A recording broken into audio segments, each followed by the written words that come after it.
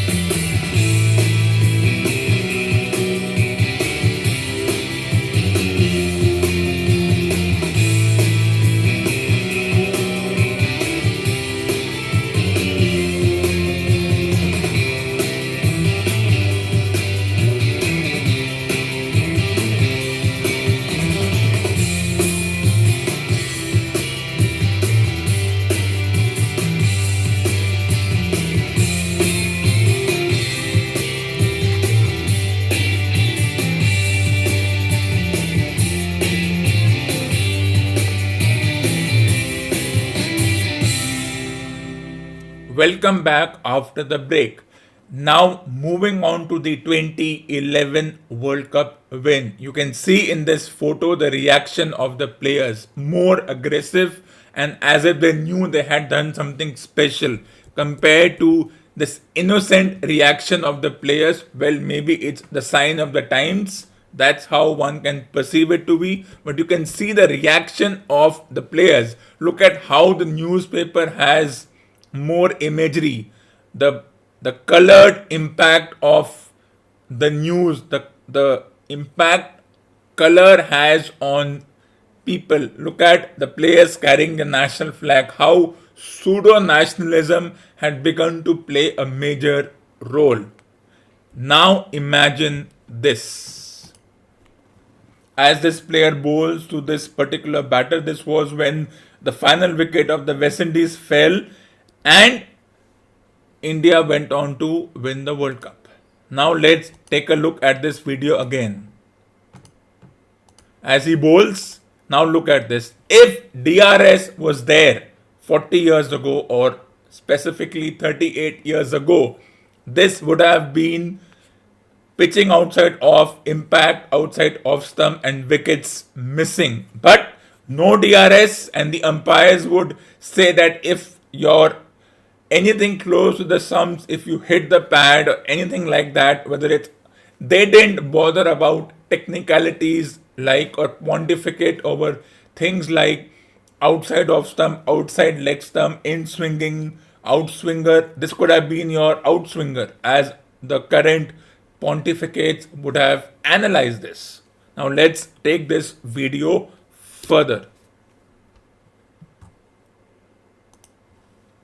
As this bowler bowls on the pads and he's out, and you look at the reaction of the players, and when you look at the video, you look at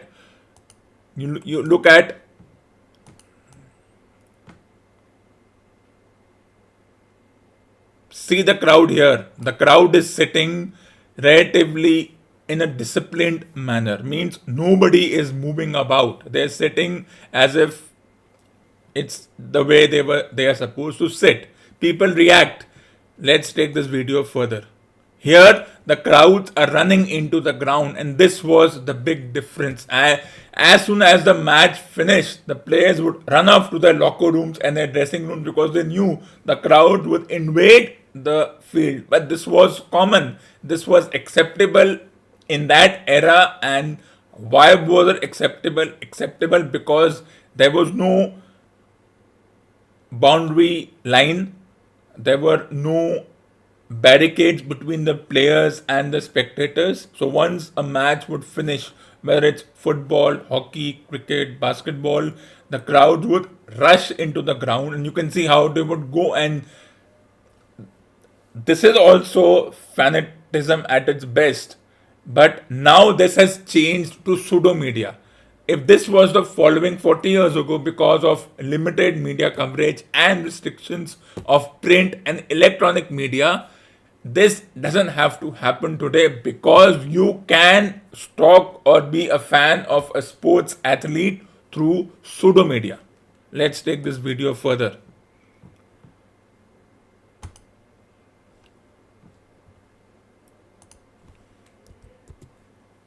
Now, if you look at how the players reacted, let's look at the reaction of the players.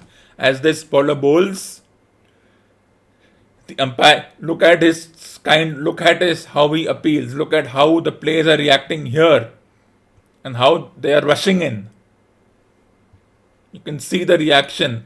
That was a more subdued reaction, and the jump of the players, it didn't matter much. It was almost a nonchalant like reaction, but that was the difference. And back to this debate over 83 or 2011 or 85 or 2007 or 2013. As I said, I'm not going to pontificate over which is greater. Both of them have their own impact on that particular civilization, on that particular generation. Yes, there would be a generation gap who would say that 83 is better because of certain reasons. They would pontificate on that. But before we discuss this, I'll be right back.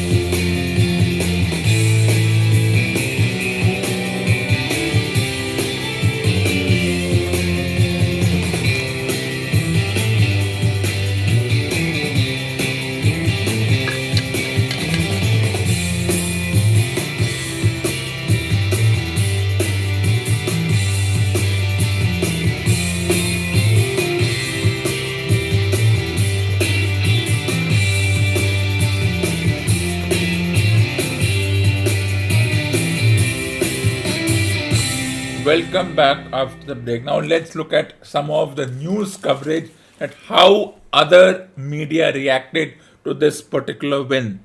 So from the headline in Hindu says, when a nation erupted in happiness. Once again, it's a pontification because not everyone was interested. Even in 2011, if you ask people who are not following this sport or who have no interest in this sport, they would say straightforward, I don't even know this happened.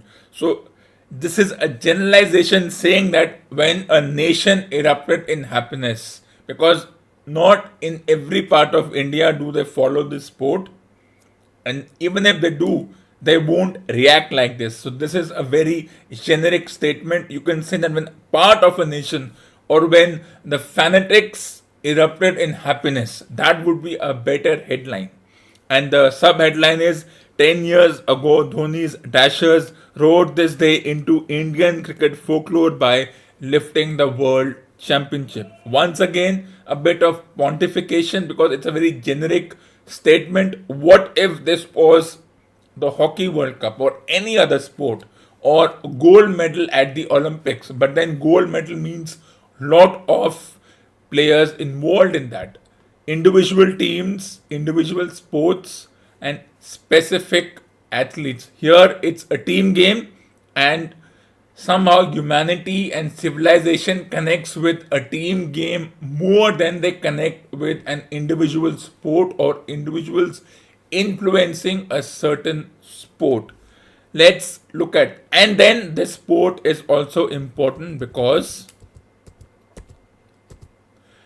now a question for all my listeners. What was the one common thing between 96, 2011, 2015 and 2019? In 96, Sri Lanka wins its first home World Cup, though technically the tournament was held in Karachi, so you would not say that it's the home team of Sri Lanka. But if you go beyond such specifications, 96 is also the first home World Cup.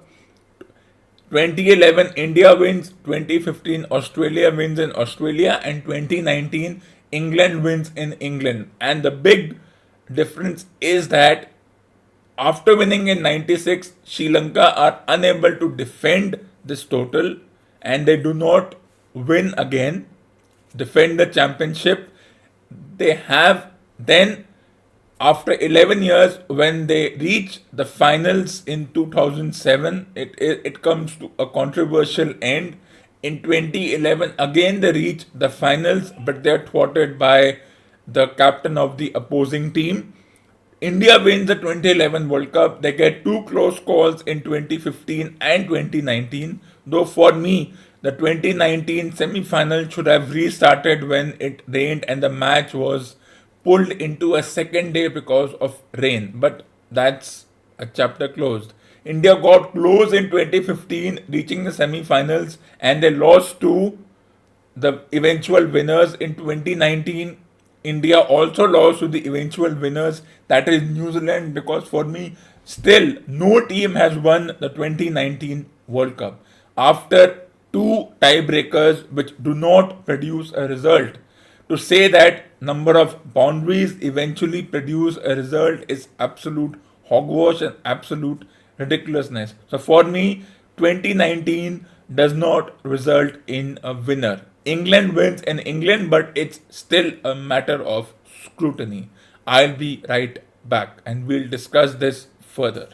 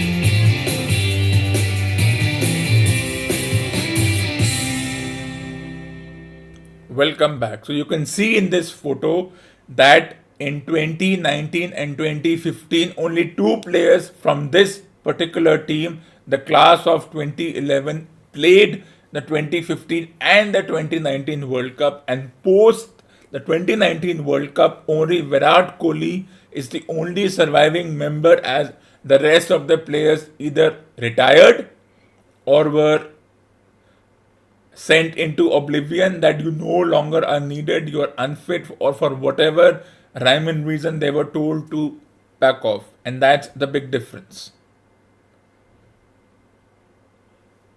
And now it's time for a special reading section.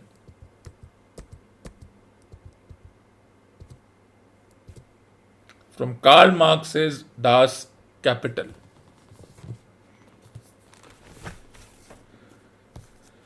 The wealth of those societies in which the capitalist mode of production prevails presents itself as an immense accumulation of commodities. Its unit being a single commodity, our investigation must therefore begin with the analysis of a commodity. And this is exactly what the sport had become in 2011, a commodity. It was a capitalist venture because there were multiple sponsors. Look at this. Look at the photo, will itself give you an idea. The jerseys of the players have sponsors all over them. If you look at the background of the photo, multiple sponsors played a role. If you look at this video, they're wearing white jerseys. No sponsors, not a capitalist venture. In that context, one or two sponsors, Prudential being the only sponsor for that World Cup. That's why it was specifically called the Prudential World Cup, not even an ICC Prudential World Cup. A commodity is, in the first place, an object outside us, a thing that by its properties satisfies human wants of some sort or another. The nature of such wants, whether for instance they spring from the stomach or from fancy, makes no difference. So everybody had a fantastical idea of India winning its second ODI World Championship. Why? Because it was a capitalist mode. Players' fees had risen 100 times. If they were given 800 rupees per match, here they were given 100 times magnification. You can calculate yourself. So yes, the sport had become a commodity. Whether it's a good thing or an evil thing, that's once again for my listeners to ponder on. Let's read further. Neither are we neither are we here concerned to know how the object satisfies these wants, whether directly as means of subsistence or indirectly as means of production. Every useful thing as iron, paper, etc. may be looked at from two points of view of quality and quantity. And exactly this happened from the 2003 World Cup onwards. We looked as players who received quality in terms of cash and kind, who received quantities in terms of cash and kind, and they were expected to produce quality sport, which means win at every cost. And that was the difference, and that is what most of the purists would say, that 83 was not about money. 2011, capitalism and commodity played a major role. And how India could host the World Cup, there could be day and night matches. Multiple sponsors adorned the jerseys. The Indian 20 over domestic competition was in its fourth year. But let's continue further.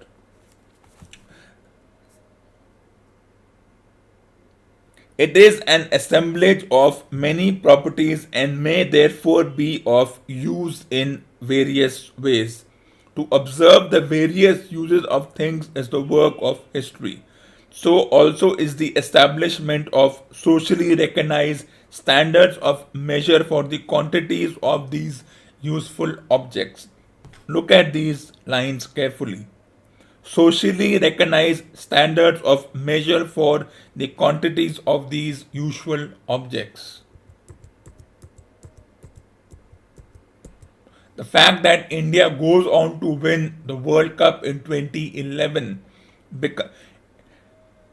we start recognizing these players who would have been fringe till that point because of the events of the 2007 World Cup, and then they became socially recognized standards of measure for the quantities of these useful objects.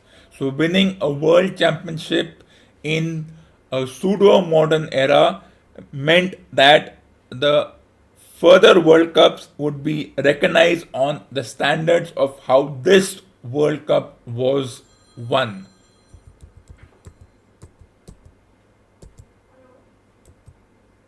Let's continue further. The diversity of these measures had its origin partly in the diverse nature of the objects to be measured, partly in convention. But this reading section continues live and next.